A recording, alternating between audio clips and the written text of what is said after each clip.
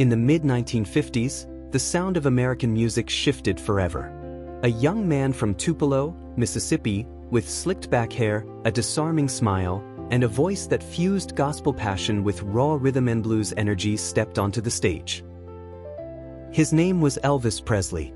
To some, he was a threat to cultural norms. To millions, he became a symbol of freedom, rebellion, and hope. Elvis was more than a singer.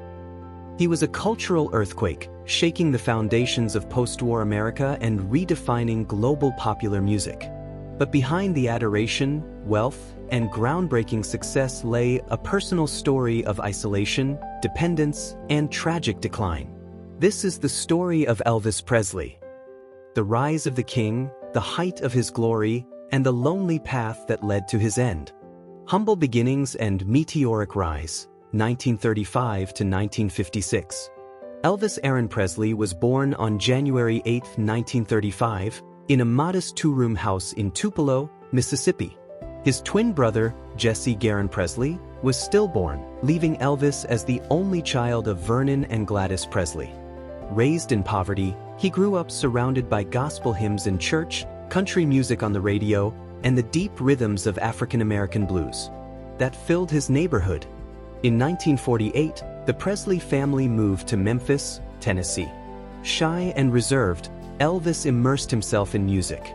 He absorbed the diverse influences of Beale Street, gospel, blues, and rhythm and blues, and carried with him the dream of one day performing. In 1953, at the age of 18, Elvis walked into Sun Records to record a song for his mother. Producer Sam Phillips recognized the raw power of his voice and his unique style. In 1954, backed by guitarist Scotty Moore and bassist Bill Black, Elvis recorded "That's All Right," a track that blended blues and country in a way the world had never heard before. The song drew attention, and soon Elvis was performing across the South. By 1956, Elvis had signed with RCA Records. His single "Heartbreak Hotel" shot to #1 on the Billboard chart, selling more than 1 million copies. That same year, he made his first appearance on The Ed Sullivan Show, drawing 60 million viewers, over 80% of the American television audience. His hip-shaking stage presence scandalized older generations but electrified the youth. Elvis had arrived, and the world would never be the same. Fame, fortune, and cultural revolution, 1956 to 1960. Between 1956 and 1958, Elvis Presley became the most famous entertainer on the planet. He released chart-topping hits like "Hound Dog," "Don't Be Cruel," and "Love Me Tender." His blend of sensual energy, vocal power, and charisma transformed him into an international phenomenon. Hollywood soon came calling. Elvis starred in films such as "Love Me Tender," 1956, and "Jailhouse Rock," 1957, solidifying his reputation not only as a singer, but also as a cultural icon. While often dismissed by critics, his movies were wildly successful at the box office, turning him into a crossover star who dominated both music and film. In 1958, at the peak of his fame, Elvis was drafted into the U.S. Army. Stationed in Friedberg, Germany, he served 2 years of active duty. Despite fears that his absence would diminish his stardom, his career only grew stronger. During his time abroad, he met Priscilla Beaulieu, who would later become his wife. Elvis's military service humanized him in the eyes of the American public. He was no longer just the rebellious rock and roller. He was also a soldier, serving his country. This period reinforced his image as a national figure, bridging generational divides, even as his music continued to symbolize youthful rebellion. Hollywood years, marriage, and creative struggles, 1960 to 1968.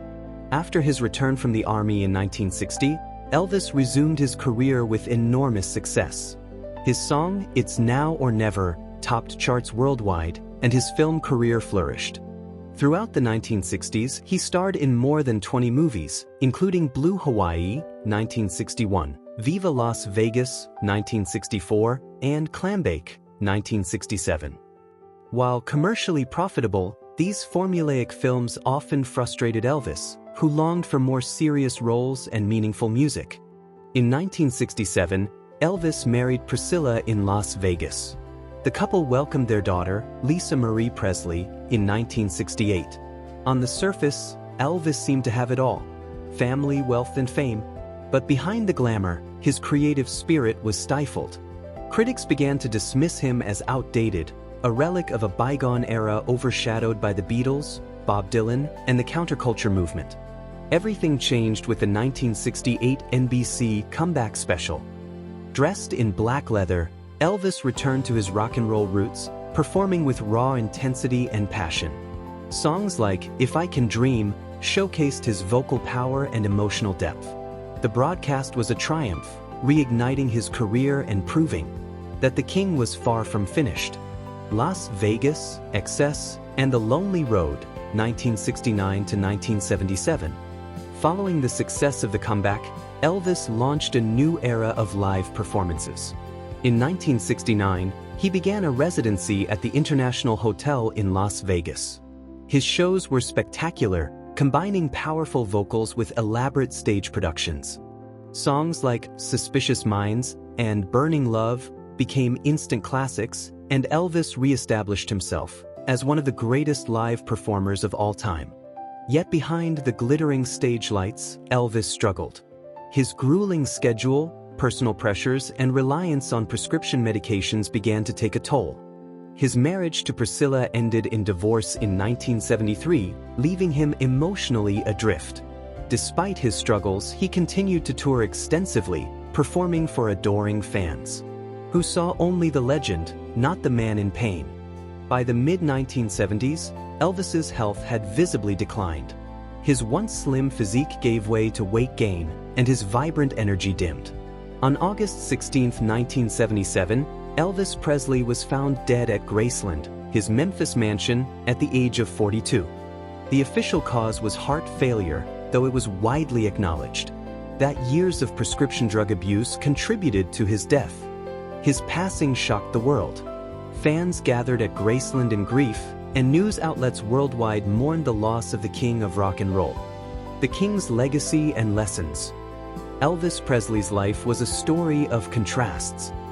Triumph and tragedy, glory and loneliness, cultural revolution and personal struggle. He sold more than 1 billion records worldwide, making him one of the most successful artists in history. His music broke barriers, bringing African American blues into the mainstream and shaping the sound of modern popular culture. Yet his story also serves as a cautionary tale about the pressures of fame, the dangers of isolation, and the devastating effects of dependency. Elvis's lonely end underscores the human cost of extraordinary success. Today, Elvis remains a towering figure in music and culture. Graceland has become a pilgrimage site for millions, and his influence is evident in generations of artists who followed. His songs, "Can't Help Falling in Love," "Jailhouse Rock," and "Suspicious Minds," continue to resonate, carrying forward the energy and spirit of a man who changed music forever. Elvis Presley was and remains the king. His glory endures, even as his lonely end reminds us of the fragility behind the legend. What impressed you most about the biography of such a famous historical figure? Share your thoughts in the comments. Watch more interesting stories. Subscribe to our channel.